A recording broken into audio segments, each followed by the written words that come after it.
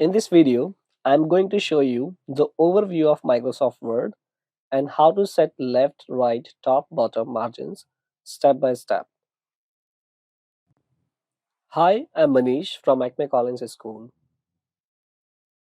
If you're struggling with the basic information of Microsoft Word or how to set margin, this video walks you through exactly what you need to do so you can easily understand and use these options effectively while creating or modifying any document in Word application. Let's get started. What is Microsoft Word? Microsoft Word is a word processor developed by Microsoft. It was first released on October 25, 1983, under the name Multi-Tool Word for Xenix systems. At the top of the header, you see the menu options like Home, Insert, Draw, Design, etc.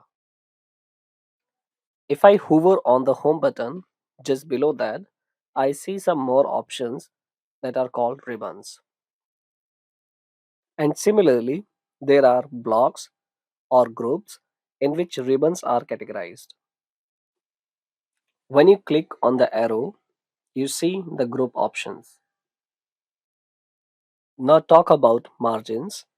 There are different margins: left, right, top, and bottom.